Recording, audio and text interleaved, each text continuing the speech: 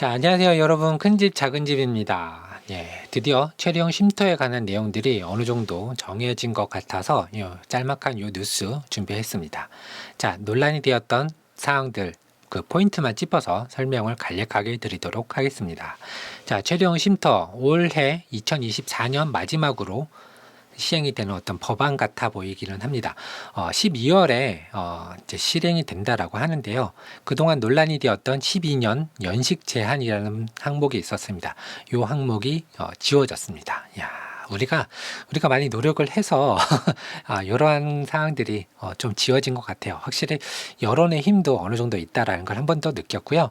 대신 3년마다 한 번씩 연장을 해서 그 최대형 쉼터를 유지할 수 있다라는 항목이 붙었습니다. 자, 이렇게 묶어둔 이유는 방치하거나 내버려 두거나 뭐 집 같은 경우는 그냥 방치해도 상관없죠. 내 집이니까, 그리고 주택이니까.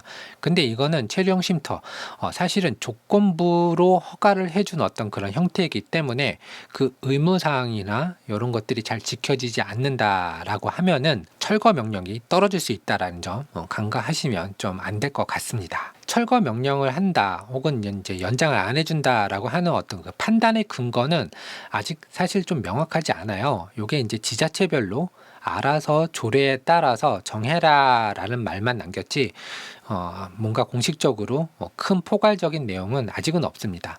하지만 이제 유추해 볼 수 있는 거는 영농의 의무, 그 다음에 쉼터의 규격에 맞게끔 해놓은 어떤 그런 제한 사항들 이런 것들을 지키지 않으면은 3년 연장을 못할 수도 있겠구나라는 생각은 충분히 누구나 할 수 있는 부분인 것 같아요. 체류형 쉼터는 우선 영농의 목적이 있어야지 됩니다. 영농의 의무가 따릅니다. 농사를 지어야지 됩니다. 대지가 아니에요. 별장이 아니다라는 거를 아주 강조를 하고 있습니다. 별장처럼 잔디 심고 나무 심고 하는 거 여전히 허용되지 않아요. 따라서 여기서 농산물을 키우고 작물을 키우고 하는 행동들, 영농 활동을 반드시 이어가야지 되고 그 영농을 하기 위해서 잠시 쉴 수 있는 그런 쉼터의 공간이기 때문에 제일 큰 첫 번째 목적은 영농입니다. 그렇기 때문에 영농을 하지 않는다, 그대로 방치해 놓는다라고 하면은 아마 3년 연장이 어려울 수도 있겠구나라는 생각을 개인적으로 좀 해봤습니다. 자, 아무튼 12년 연식 제한이라는 항목이 조금 자유스럽게 변한 것 같고요. 하지만 완벽하게 자유는 아니고 이거는 집이 아니고 대지가 아니기 때문에 약간의 의무 사항들이 뒤따르는 거, 책임감이 좀 뒤따른다, 이렇게 보시면 될 것 같습니다. 그리고 그 대상에 관한 내용들인데요. 농지 취득 자격 증명이 필요하다라고 합니다. 근데 쉼터를 신청하려면 이 농지 취득 자격 증명이 꼭 필요하다라고 해요. 이것은 지자체에서 신청해서 바로 취득하는 어떤 증명서 같은 것들인데요. 내가 영농의 목적으로 여기 와서 이 땅을 구매해서 이 땅을 영농의 목적으로 쓰겠다라는 어떤 증명서 같은 겁니다. 근데 이거 심사하는 과정에서 실제 거주지와 그 다음에 이 구입하려고 하는 이 땅의 거리를 좀 측정을 한다라고 해요.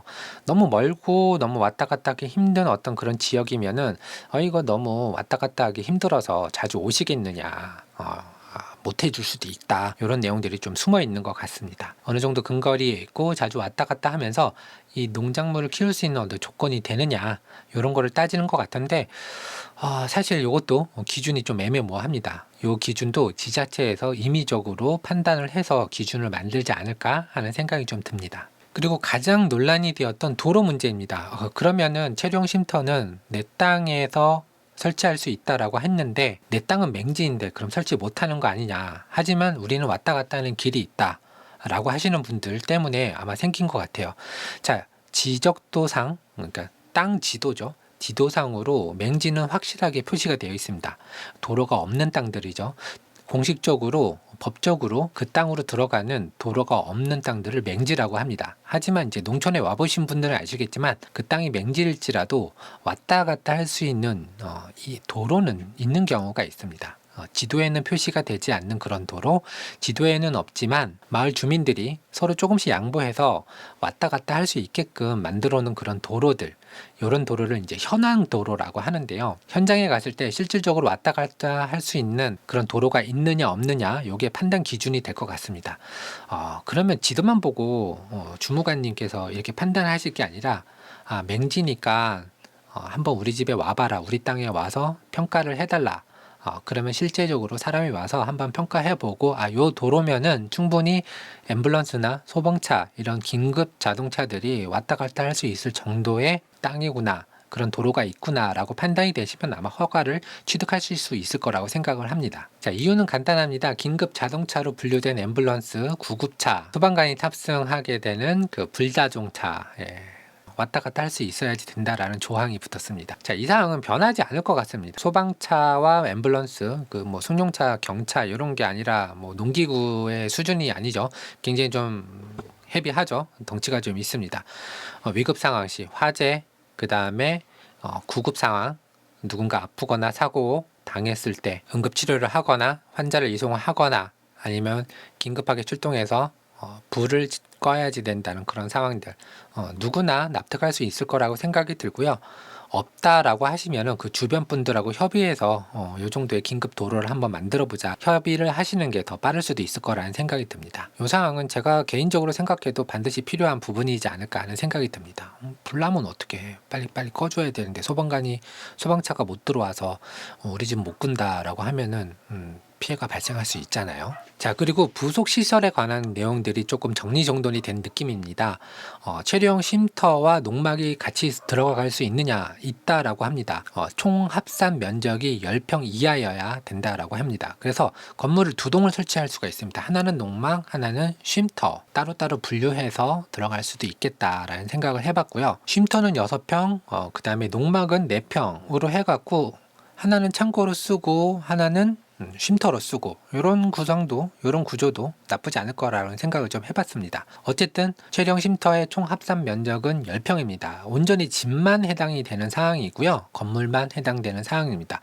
주차장 면적 따로 계산이 돼서 3,600평 정도 차지할 수 있다라고 합니다. 그리고 건물 앞에 붙는 데크 공간도 가장 긴 면적으로 1m 정도 처마가 나올 수 있다라고 하니까 그 사이에다가 데크 설치하시면 될 것도 같아요. 그리고 가장 중요했던 부분, 정화조는 이 면적에 포함이 되지 않습니다. 마찬가지로 따로 정화조 하셔도 된다라는 말씀이죠. 자, 한 가구당 한 채씩의 체류용 쉼터가 허용이 됩니다. 그러니까 가구라고 하면은 우리 가족이죠. 등본상으로 묶여있는 그 구성원들이 딱 한 가구라는 뜻이에요.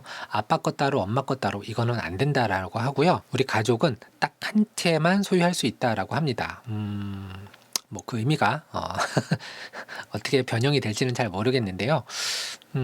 두 채를 하고 싶으면 이혼을 하시면 되죠. 가구를 분리해서 이쪽에 하나, 이쪽에 하나 이렇게 하시면 될 것도 같습니다. 토지 면적은 그렇게 중요하지 않는 것 같습니다. 토지 면적이 뭐 1000평이든 500평이든 이게 한 필지면은 이 한 필지에 한 채가 들어갈 수 있다라고 하고요. 어느 기자님이 좀 질문을 해서 이 필지를 여러 개를 쪼가서 분양을 해갖고 최소 면적을 한 다음에 쉼터 하나씩 들어가면은 어떻게 그거를 막을 수 있겠느냐, 뭐 이런 질문을 하셨는데, 사실 지자체 입장에서는 더 좋죠. 인구 유입이 더 많으니까. 요거는 편법 같아 보이기는 하는데, 그렇다고 또 불법 사항은 또 아니잖아요. 그래서 이런 문제를 또, 요게 문제가 되면 또 문제가 될 수 있는 거고, 문제를 삼으면 문제가 되는 거니까, 이런 것들은 어떻게 활용을 해야지 되고 어떤 식으로 조율을 해야지 되는지 좀 두고 봐야 할 사항 같아 보입니다. 일단 체류용 쉼터는 별장이 아닙니다 라고 못을 받고 있어요. 놀러 가는 곳이 아닙니다. 영농의 목적이 있는 분들에 한해서 허가를 해주는 그런 제도입니다 라고 이야기를 하고 있습니다. 이 영농의 의무사항 요거를 반드시 지켜야지 된다라는 것이 하나의 포인트고, 그 다음에 허용된 어떤 범위 내에서는 주차장을 설치한다든지 정화조를 설치한다든지 이런 것들은 가능하지만, 농지법을 또 위반하는 행위, 잔디를 식재한다든지 돌을 깐다든지 하는 행위들은 여전히 안 되고 있다라는 점 주목해야지 될 필요성이 있습니다. 영농을 위한, 그리고 영농을 체험하기 위한 그런 숙소다, 이렇게 바라보시는 것이 가장 정확합니다. 이런 사항을 잘 지켜야 3년마다 연장이 가능하다는 점이 가장 중요한 포인트인 것 같고요. 부디 이 정책이 지방으로 인구비 많이 유입이 되는 그런 성과를 이뤄냈으면 좋겠다는 생각은 개인적으로 한번 해봤습니다. 체류용 쉼터에 대한 추가적인 사항들 한번 다뤄봤습니다. 지금까지 시청해주셔서 너무나도 감사드리고요. 저희가 앞으로 체류용 쉼터 샘플하우스 많이 취재하러 다닐 텐데, 그거 보시려면 어떻게 하셔야 되죠? 구독 구독하고 좋아요 한 번씩만 눌러주시면은 더 예쁜 집, 더 아름다운 집 구경 많이 하실 수 있습니다. 구독료는 무료니까 구독 많이 부탁드립니다. 지금까지 큰 집, 작은 집이었습니다. 감사합니다.